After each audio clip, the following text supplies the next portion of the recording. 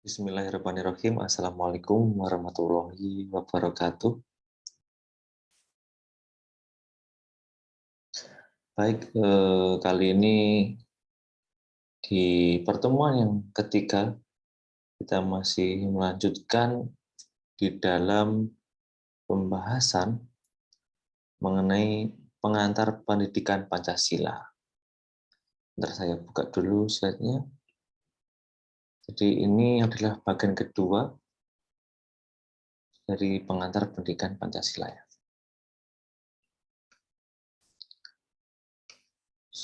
Dinamika dan tantangan pendidikan Pancasila. Jadi di dalam subbab ini nanti kita akan menjabarkan ya bagaimana runtutan dari Orde Lama, Orde Baru, dan Orde Reformasi tentang dinamika atau berubahnya ya atau dinamisnya pendidikan Pancasila dari masa ke masa. Jadi ada suatu perubahan yang dilakukan oleh pemerintah di dalam upaya untuk menyelenggarakan pendidikan Pancasila di Indonesia. Tentu pendidikan Pancasila ini tergantung dari siapa yang memerintahkan pada waktu itu, maka juga akan berubah-ubah ya kebijakannya. Baik, yang pertama di masa Orde Lama ini masih dijabat Presiden Soekarno ya, Bung Karno. Diterbitkan sebuah buku yang berisi pidato Bung Karno tentang lahirnya Pancasila. Kemudian pada masa Orde Baru diterbitkan buku atau mata pelajaran civics ya. Jadi tentang manusia dan masyarakat baru Indonesia. Ini memang secara tertulis tidak menyebutkan frasa Pancasila, tetapi di dalamnya mengandung mata pelajaran tentang Pancasila yang itu diinsersikan ke dalam mata pelajaran civics ya, yang itu didasarkan kepada Dekret Presiden 5 Juli 1959. Oh, pada tahun 60 ya ini terbit. Kemudian masih masa Orde Baru, 7 bahan-bahan pokok indoktrinasi pada tahun 1961. Jadi kemudian ditambahi lagi pada tahun 61 ini tentang penetapan 7 bahan-bahan pokok indoktrinasi. Ya, intinya upaya untuk memberikan pemahaman yang lebih kepada masyarakat terkait nilai-nilai Pancasila. Kemudian melalui MPR ada ketetapan MPR, tetap MPR nomor 2/MPR 1978 tentang P4 ya. Ini pasti orang tua kita dulu pernah mengenyam mata pelajaran ini ya, pedoman penghayatan dan pengamalan Pancasila atau Eka Prasetya Pancakarsa. Kemudian menjadi salah satu sumber pokok materi pendidikan Pancasila. Nah, baru pada tahun 1978 ini Pancasila sebagai pendidikan secara terang dan jelas disebutkan untuk dijadikan sebuah mata kuliah atau mata pelajaran. Jika sebelumnya itu masih berisi seperti civics, seperti indoktrinasi dan sebagainya, tapi mulai tahun 78 ini pertama kali Indonesia menyebut pendidikan Pancasila ya. Menyebut tentang Pancasila. Langsung di dalam suatu judul pelajarannya P4 ini melalui ketetapan MPR tahun 1978. Kemudian tahun 1988 ini saya juga masih belum lahir ya. Tetap MPR nomor 2/MPR/1988 tentang garis besar haluan negara ya, yang mencantumkan bahwa pendidikan Pancasila termasuk pendidikan pedoman, penghayatan dan pengamalan Pancasila. Nah, baru tahun 1988 ini menyebutkan secara jelas pendidikan Pancasila, ya. Secara frasanya jelas, pendidikan Pancasila. Di mulai tahun 1988, Pancasila resmi diadakan suatu namanya mata pelajaran pendidikan Pancasila berdasarkan TAP MPR. Jadi kalau dulu itu mata pelajaran langsung MPR ya yang memutuskan. Ini memang suatu dinamika yang menarik ya ketika kita belajar di sejarah dinamika pendidikan Pancasila. Kemudian ini ya tahun 83 tentang ini dikti ya. Ini dikti atau Direktorat Jenderal Pendidikan Tinggi, yaitu dirjen di bawah naungan Kemendikbud ya. Ini mengeluarkan beberapa SK atau peraturan yang itu terkait pedoman penyelenggaraan pendidikan Pancasila di perguruan tinggi ya. Memang ada beberapa ya, tapi yang paling menarik di sini adalah tentang penataran P4 pendukung 100 jam bagi mahasiswa baru. Nah, ini suatu hal yang cukup menarik ya. Jadi mahasiswa baru atau maba pada mulai tahun 1984 wajib untuk menerima penataran P4 pendukung 100 jam kayak gitu. Ini berlaku di semua universitas, institut atau akademi negeri dan swasta kayak gitu. Jadi pada zaman Orde Baru ya harus mau nggak mau harus nurut ya, tidak boleh tidak nurut ya. Kalau tidak nurut dianggap menentang pemerintah ya pada waktu Orde Baru. Seperti itu. Kemudian ya ini masih dikti lagi. Nah, ini adalah contoh dari materi tentang pola 100 jam ya, dan 40 jam di perguruan tinggi. Nah, ini 91 ya, 91 ya baru lahir ini. Jadi masih di tahun 91, jadi tadi berapa? Tahun 84 dikenalkan penataran 100 jam ini masih berlangsung hampir 10 tahun ya. Jadi hampir satu dekade ini penataran P4 pola 100 jam masih diselenggarakan ya. Ini generasi orang tua kita ini ya masih menerima 100 jam ini luar biasa dulu itu. Kalau tahun ini masih dikti ya. Kemudian pada tahun 89 ada yang namanya Undang-Undang Nomor 2 tahun 89 tentang Sistem Pendidikan Nasional. Nah, ini pertama kali undang-undang yang mengatur tentang sistem pendidikan nasional ya. Jika sebelumnya itu mata pelajaran saja yang ngatur adalah MPR ya. Ini MPR ya. TAP MPR ya.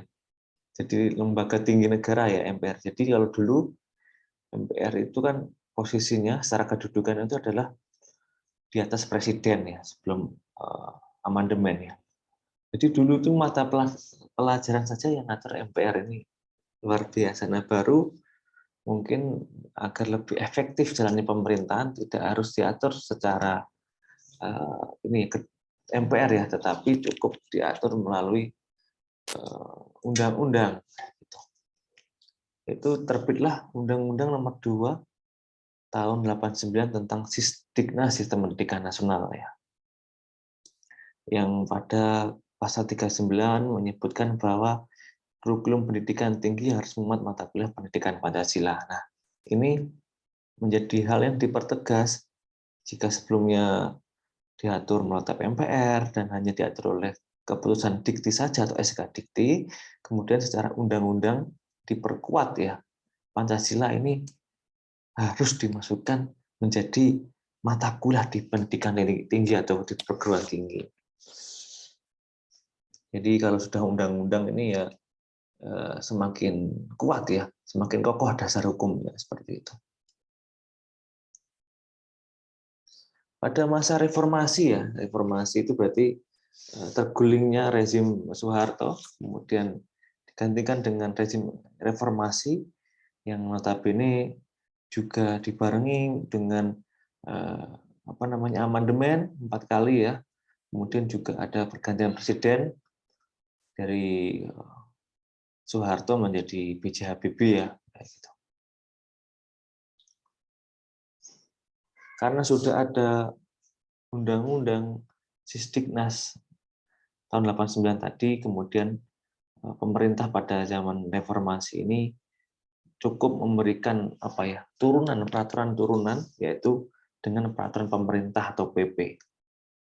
PP nomor 60 tahun 99 tentang pendidikan tinggi, junto pasal 1 SK Dirjen Dikti nomor 467 garis miring Dikti garis miring Kep garis miring 999 ya.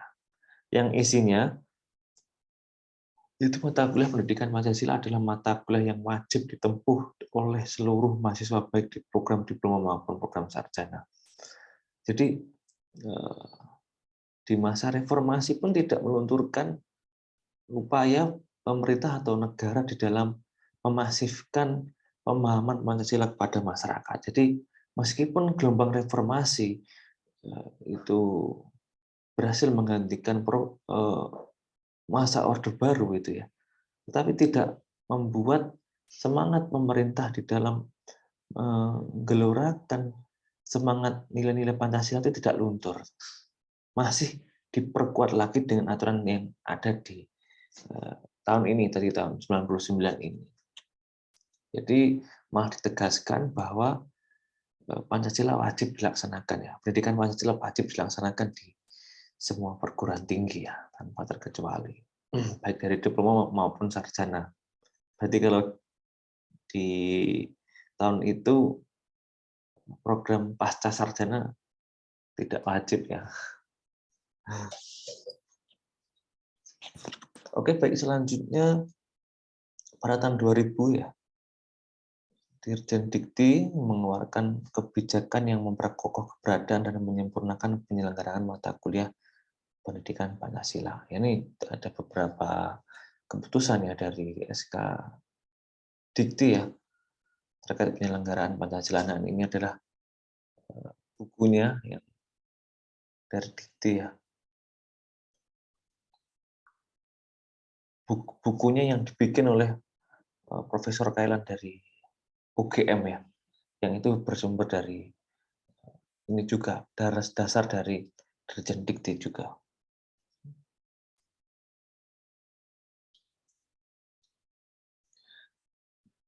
Reformasi ternyata tidak hanya timbul beberapa tuntutan-tuntutan reformasi ya, seperti pembubaran Golkar, kemudian menghapus difungsi ABRI, terus juga penyelenggaraan pemerintah yang demokratis, terus juga penyelenggaraan pers yang lebih lebih independen gitu ya.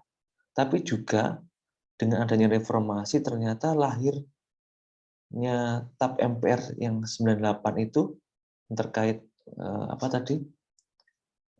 tentang P4 ya. Itu ternyata tidak lagi digunakan gitu. Karena sudah ada yang namanya Undang-Undang nomor 20 tahun 2003 ya, untuk memudayakan Pancasila melalui pendidikan. Jadi tentang pedoman P4 melalui TAP MPR tahun 98 itu, jadi TAP MPR tahun 78 itu dicabut ya. Kemudian dicabut melalui TAP MPR 98. Jadi P4 tidak ada lagi karena di zaman reformasi itu lebih menggunakan undang-undang ya, dan peraturan turunannya seperti PP tadi dan SK Dikti ini di dalam penyelenggaraan pendidikan Pancasila.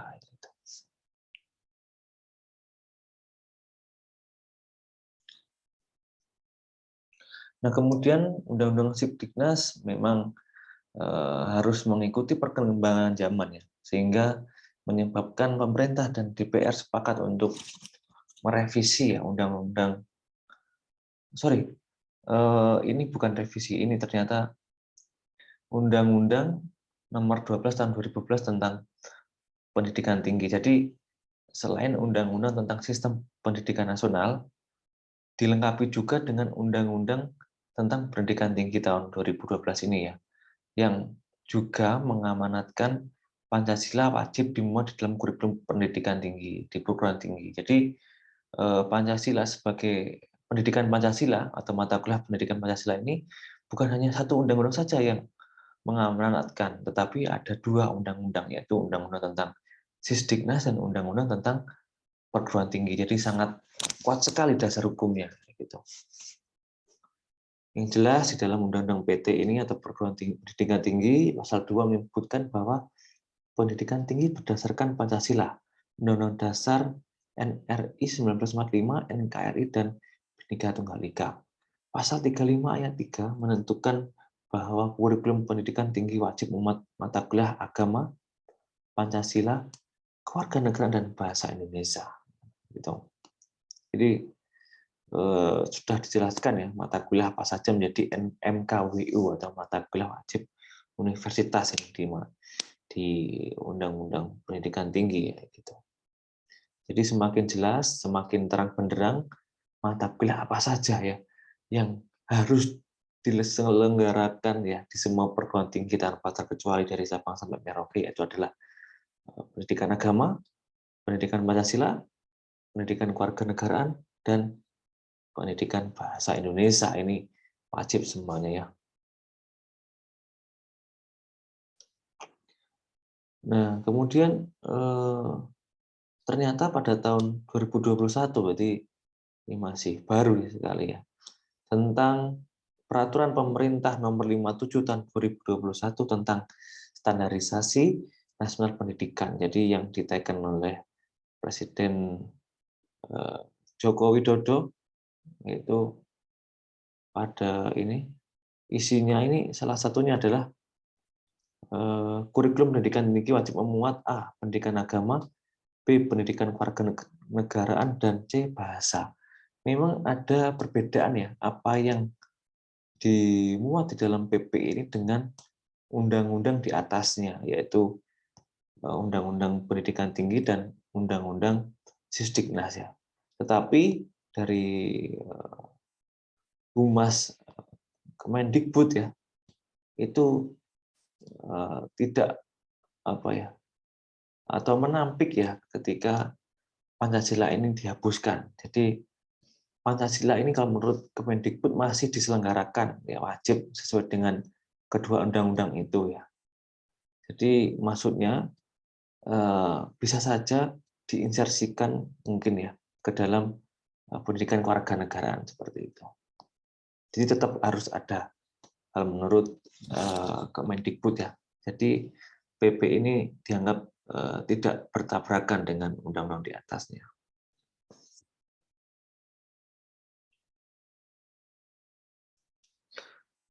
Tantangan pendidikan Pancasila. Nah, tantangannya adalah menentukan bentuk dan format agar mata kuliah pendidikan Pancasila dapat diselenggarakan di berbagai program studi dengan menarik dan efektif. Oke ya, ini memang suatu tantangan ya dari semua perguruan tinggi.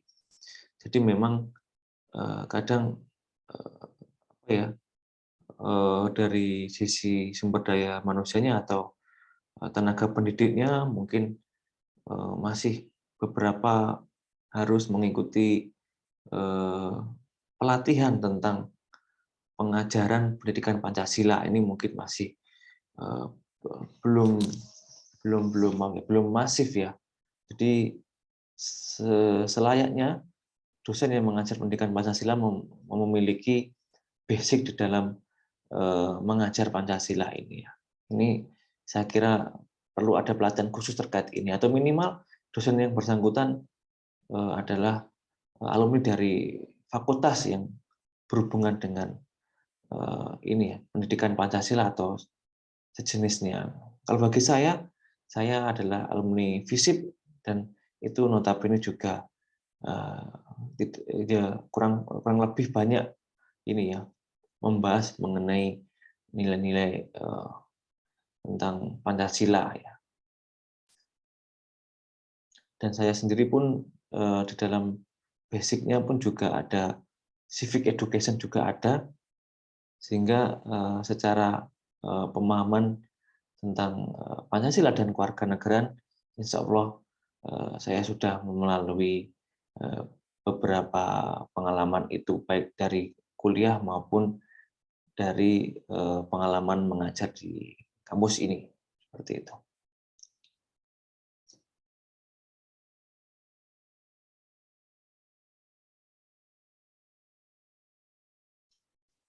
Nah, ini subbab yang terakhir adalah esensi dan urgensi pendidikan Pancasila ya.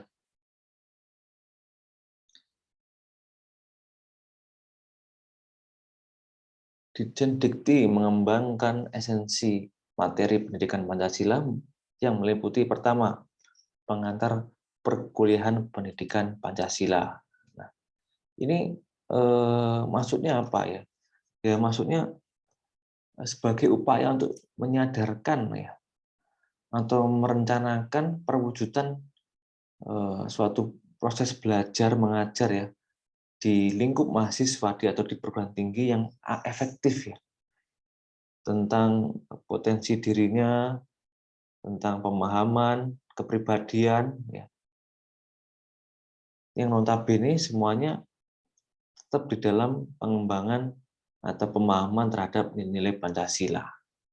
Dan ini pun juga harus coba untuk dikondisikan atau dielaborasikan dengan program studi yang bersangkutan, mahasiswa yang bersangkutan. Jadi misalnya yang bersangkutan adalah mahasiswa dari Fakultas Tarbiyah dan Ilmu Keguruan. Jadi otomatis bagaimana para calon guru ini diberikan penghayatan atau pemahaman tentang nilai-nilai Pancasila, agar nanti kelak ketika menjadi seorang guru atau pendidik itu mampu di dalam menginternalisasikan nilai-nilai Pancasila ke dalam aktualisasinya atau ke dalam kegiatannya ketika berhadapan dengan siswa, gitu. Misalnya seperti itu. Ataupun misalkan yang lain ya, di fakultas kesehatan, ya pasti juga bagaimana mahasiswa dari fakultas kesehatan ini mampu menginternalisasikan nilai-nilai Pancasila ketika nanti sudah lulus, misalkan bekerja di fasilitas kesehatan, rumah sakit atau puskesmas misalnya, itu mereka bisa mengimplementasikan nilai-nilai Pancasila ketika melayani pasien, misalnya seperti itu. Jadi ini suatu upaya ya, pengantar dari perkuliahan pendidikan Pancasila itu hendaknya bisa mengelaborasi dengan program studi yang dijalani oleh mahasiswa tersebut, seperti itu. Kemudian yang berikutnya adalah Pancasila dalam kajian sejarah. Jadi Pancasila ini memang tentunya pasti memuat bagaimana proses dinamika yang terjadi atau perkembangan kayak tadi, dinamika tentang Pancasila ya, pendidikan Pancasila.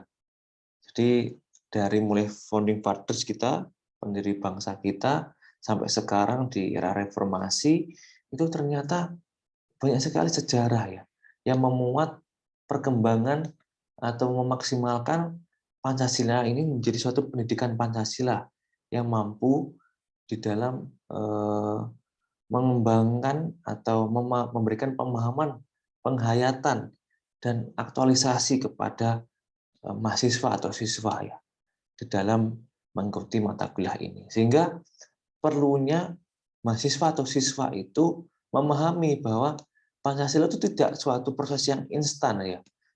Ternyata Pancasila ataupun pendidikan Pancasila melalui suatu bentuk dinamika yang cukup panjang gitu ya. Sehingga menjadi sebuah pendidikan Pancasila. Dan itu harus dipahami kepada mahasiswa atau siswa ya, agar mereka tidak historis, tidak melupakan sejarah gitu. Karena harapannya ketika mereka memahami suatu sejarah di dalam suatu Pancasila ini, mereka harapannya agar lebih menghormati Pancasila, lebih menghayati Pancasila lebih maksimal lagi, dan lebih mengaktualisasikan Pancasila ke dalam kehidupan sehari-hari. Karena memang melalui proses yang lama, proses yang dinamis, proses yang banyak dinamikanya, sehingga mereka, oh aku ini ternyata Pancasila itu prosesnya lama sekali, dan saya harus mengaktualisasikannya nih, harus membudayakannya nih, seperti itu. Jadi biar lebih memaksimalkan lagi dari aktualisasi nilai-nilai Pancasila itu ke dalam kehidupan sehari-hari, gitu maksudnya. Kemudian Pancasila sebagai dasar negara, ya. Ini berarti setiap sendi-sendi ketatanegaraan yang ada di dalam negara ini harus berlandaskan nilai-nilai Pancasila. Jadi artinya Pancasila harus senantiasa menjadi ruh atau power yang menjiwai kegiatan dalam suatu kegiatan negara ini, ya. Jadi setiap peraturan perundang-undangan yang diundangkan di Indonesia ini wajib harus berdasar pada nilai-nilai Pancasila. Misalnya Pancasila ada sila tentang ketuhanan yang Maha Esa, misalnya. Jadi setiap peraturan perundang-undangan dari mulai undang-undang, terus kemudian ada peraturan pemerintah, peraturan peraturan presiden, ada peraturan menteri, ada peraturan gubernur, ada perda provinsi, ada peraturan bupati, wali kota, ada perda kota, ya, perwali dan sebagainya itu, ya, sampai perdes itu harus sesuai dengan nilai Pancasila, misalkan sila pertama. Jadi tidak boleh yang namanya ada peraturan perundang-undangan yang berbenturan dengan ketuhanan yang Maha Esa ataupun sila-sila yang lainnya. Jadi itu semua harus dipahami betul, ya, oleh penyelenggara negara, baik dari pusat sampai daerah. Jangan sampai mereka membuat aturan yang bertentangan dengan nilai-nilai Pancasila. Misalnya ada daerah yang melegalkan perjudian. Nah, itu jelas-jelas kan ditentang oleh nilai-nilai agama atau nilai Pancasila ketuhanan yang Maha Esa. Jadi pasti peraturan perundang-undangan itu atau peraturan itu yang di daerah misalnya, itu pasti akan dibatalkan. Entah itu dibatalkan langsung oleh pemerintah daerah yang bersangkutan atau diajukan judicial review di Mahkamah Agung, ya. Pasti akan gugur peraturan itu karena bertentangan dengan nilai-nilai Pancasila, ya. Kemudian Pancasila sebagai ideologi negara, itu adalah sebagai pemersatu masyarakat, ya, dan mengarah motivasi bangsa untuk mencapai cita-cita bersama. Dan Pancasila sebagai ideologi negara itu secara luas adalah visi atau arah kehidupan berbangsa dan bernegara di Indonesia. Jadi dengan adanya Pancasila sebagai ideologi negara ini, harapannya kita tidak terombang-ambing, ya, dengan adanya suatu pengaruh atau infiltrasi dari berbagai macam ideologi yang dari eksternal, yang dari luar itu, yang berusaha masuk dari Indonesia itu, yang ideologi eksternal yang berusaha masuk ke Indonesia itu tidak membuat bangsa kita goyah, ya, ideologinya. Bangsa kita tetap tegak, yaitu di dalam ideologi negara Pancasila. Karena ideologi ini adalah paten, ya, sampai kapanpun. Jadi ketika ada ideologi lain yang notabene cenderung cenderung menginfiltrasi secara yang negatif, kita mempunyai tameng, ideologi Pancasila, dan memiliki pandangan hidup yang jelas, gitu, ya.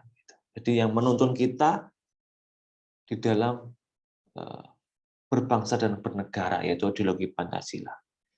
Jadi harapannya entah itu penyelenggara negara, entah itu pemerintah, ataupun semua masyarakat itu memang wajib menaati ini Pancasila sebagai ideologi negara agar mereka menjadi pribadi bangsa yang memiliki cita-cita bersama, memiliki cita-cita kemajuan yang bersama.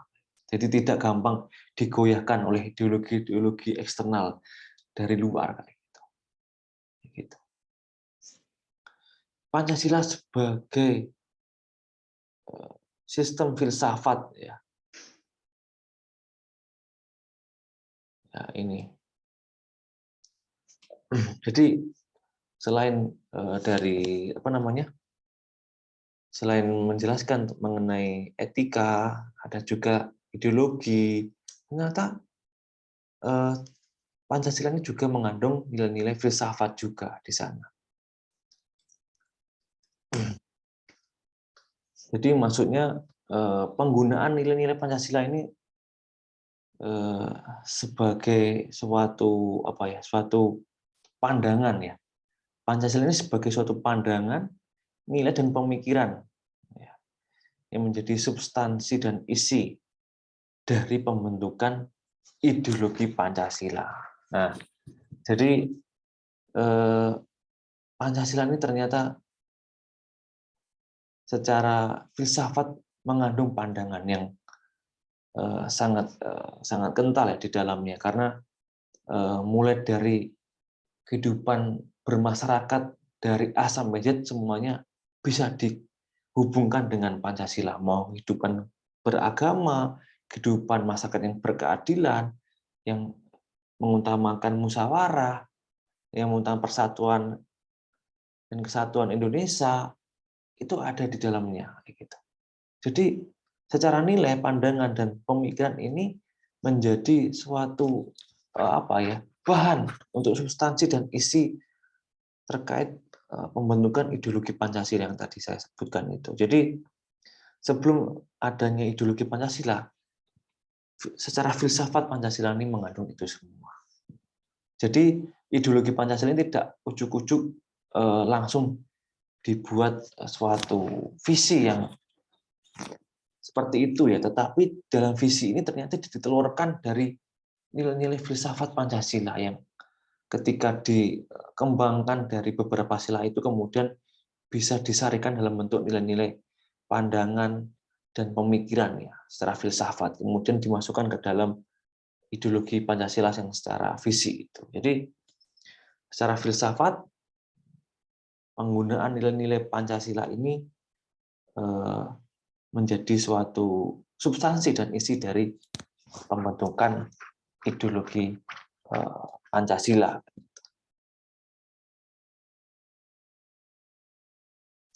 Oke, yang berikutnya adalah Pancasila sebagai sistem etika.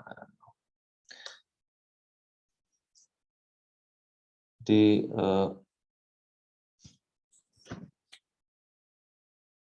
perilaku dalam kehidupan masyarakat, berbangsa dan bernegara itu diatur ya di dalam sistem etika gitu ya, agar harapannya secara moral gitu ya, kita itu tidak tidak amoral ya, tidak bertentangan dengan nilai-nilai kemanusiaan dan nilai-nilai agama misalnya. Sehingga perlunya ada sistem etika yang mengatur itu semua. Dan itu ternyata Pancasila juga sebagai sistem etika. Jadi seperti nilai-nilai ketuhanan, nilai-nilai kemanusiaan, nilai-nilai persatuan, kerakyatan, dan keadilan, itu semua ada embedded di dalam Pancasila. Jadi Pancasila sebagai sistem etika ini ternyata menjadi suatu suatu pedoman agar masyarakat ini, agar penyelenggaraan negara dan bangsa ini tidak kocar-kacir ya, dilanda suatu krisis moralitas ya. Tetapi dengan adanya Pancasila sebagai sistem etika ini, harapannya di dalam kehidupan masyarakat tentang beragama atau bertuhan misalnya, mereka tetap hidup tentram, damai, satu dengan yang lainnya sesama meskipun beda agama tetapi masih tetap hidup rukun. Terus tentang kemanusiaan. Jadi misalnya dari berbagai suku bangsa ini tidak gampang konflik. Dengan adanya sistem etika Pancasila, nilai-nilai kemanusiaan lebih diutamakan. Meskipun beda suku, tetapi ketika misalkan ada bencana alam, tetap menolong ya, dari suku yang lain yang terkena bencana, misalkan seperti itu. Persatuan misalnya. Jadi misalkan dari perbedaan perbedaan daerah, perbedaan kultural yang beda, ternyata tidak menyurutkan masyarakat ini untuk bersatu. Misalkan bersatu di dalam konteks sepak bola, misalkan mendukung timnas gitu. Atau sama-sama mendukung penyelenggaraan pemerintahan yang baik, atau sama-sama mendukung proses pesta demokrasi atau pemilu dengan baik. Jadi dengan perbedaan kultural, perbedaan daerah yang beda ini, perbedaan pulau tidak menghalangi bangsa kita untuk bersatu, tetap bersatu itu karena kita memiliki sistem etika Pancasila. Kerakyatan juga sama. Kerakyatan dan ini adalah suatu upaya di dalam bagaimanapun rakyat adalah sebagai hukum tertinggi ya. Jadi penyelenggaraan negara yang itu notabene menghasilkan suatu kebijakan-kebijakan, jangan sampai kebijakan ini menimbulkan kerugian kepada masyarakat. Jadi sudah selayaknya kebijakan yang diselenggarakan di Indonesia ini harus berdasarkan prinsip kerakyatan, ya, agar kebijakan ini menjadi pro rakyat, ya, tidak merugikan rakyat, tapi justru menjadi kebijakan yang sangat bermanfaat bagi rakyat. Keadilan, ya. Ketika kebijakan tadi sudah pro rakyat, harapannya adil, merata, semua warga negara memiliki hak yang sama terkait kebijakan itu misalnya. Jadi tidak ada warga negara yang diistimewakan, tidak ada warga negara yang lebih dihargai, sedangkan ada warga negara lain yang direndahkan dari kebijakan itu tidak. Tetapi kalau bisa dan wajib harus semua kebijakan itu berlaku adil dari seluruh warga negara seperti itu. Itu adalah Pancasila sebagai sistem etika ya. Kemudian Pancasila sebagai dasar nilai pengembangan ilmu ya, yang memiliki arti bahwa kelima dari sila Pancasila itu sendiri merupakan pedoman dalam pengembangan ilmu pengetahuan dan teknologi.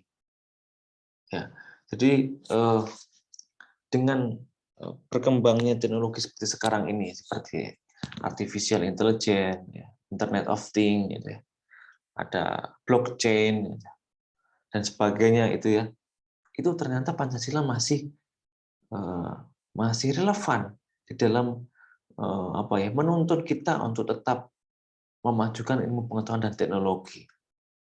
Apakah kita pernah mendengar bahwa suatu penggiat teknologi atau mungkin orang-orang yang berkecimpung di dalam iptek ini terbebani dengan nilai-nilai Pancasila? Apakah kita pernah mendengar itu? Tidak. Malah justru semakin ke sini semakin maju perkembangan pengetahuan dan teknologi kita. Dulu misalkan Indonesia awal-awalnya belum bisa membuat pesawat terbang sendiri, tapi akhirnya sekarang sudah bisa. Dulu Indonesia belum bisa membuat kereta api sendiri, sekarang sudah bisa melalui PT Inka misalnya. Dulu Indonesia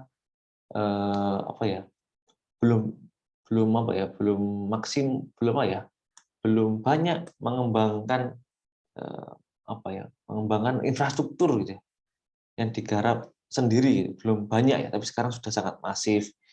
Jadi dengan adanya BUMN seperti Wijaya Karya, Adikarya, PP atau dan sebagainya itu semakin mendukung pembangunan nasional.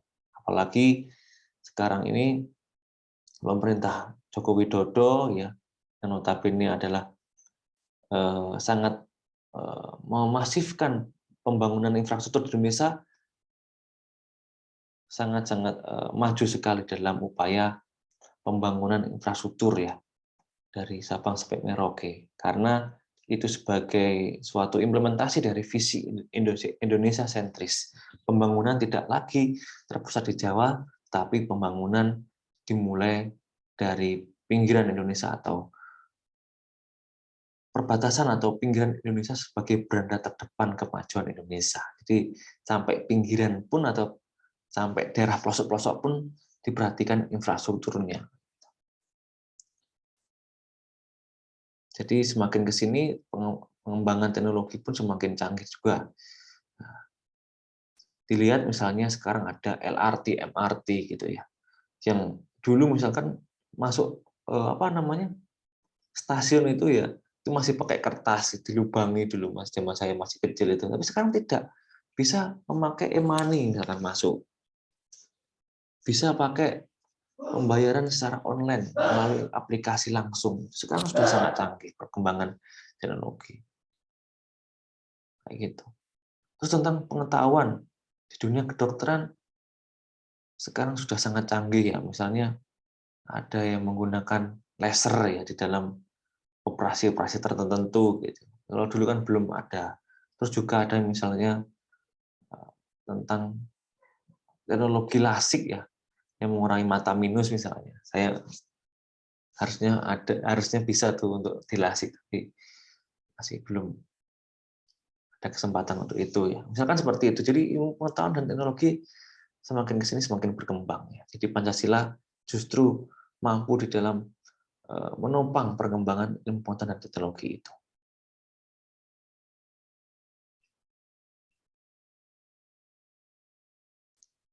Setiap warga negara sesuai dengan kemampuan dan tingkat kependidikannya harus memiliki pengetahuan, pemahaman, penghayatan, penghargaan, komitmen, dan pola pengamalan Pancasila. Ini maksudnya sebagai urgensi ya, urgensi kita kenapa kok harus belajar ini ya itu tadi. Lebih-lebih mahasiswa sebagai pemegang tongkat estafet ya, kepemimpinan bangsa. Jadi kalian ini nanti sebagai calon-calon orang yang duduk di dalam masa yang Indonesia disebut sebagai Indonesia bonus demografi. Jadi usia produktif Indonesia akan banyak di tahun itu 2045 dan konon katanya tahun itu Indonesia sebagai negara top 5 maju dunia. Nah, sebelum sampai ke jauh sana, para mahasiswa ini dibekali dengan pemahaman pendidikan Pancasila ini. Harapannya agar mereka memiliki tadi banyak ya, agar memiliki pedoman, memiliki ideologi, memiliki dasar etika, sistem filsafat, dan sebagainya ini untuk menuntun mereka agar tidak goyah ketika berhubungan atau berinteraksi dengan dunia global pada waktu itu, pada masa itu maksudnya. Karena pastinya persaingan global akan semakin tajam pada masa itu, dunia akan dinampakkan dengan berlomba-lombanya sebuah negara untuk memajukan wilayahnya. Sehingga agar kalian tetap kuat secara ideologi, tetap kuat secara moral, harus memahami betul tentang Pancasila mulai dari sekarang. Gitu. Pancasila merupakan suatu hal yang esensial bagi program studi di perguruan tinggi karena itu Pancasila harus disebarluaskan secara masif melalui pendidikan Pancasila agar mahasiswa menjadi agen perubahan dan intelektual muda yang matang. Nah, ini tadi maksud saya. Jadi kalian sebagai agen-agen yang sudah melewati mata kuliah ini harapannya akan menularkan nanti semangat Pancasilaisnya kalian ke semuanya di masa itu agar Indonesia menjadi negara yang maju, negara yang tetap menjunjung ideologinya sebagai atau ideologi Pancasilanya gitu. Gitu aja sih ya di pertemuan yang ketiga ini. Ya, ini adalah sumber fotonya, sumber gambarnya. Terima kasih. Baik, saya stop share dulu. Baik, kita lanjutkan diskusi setelah ini ya.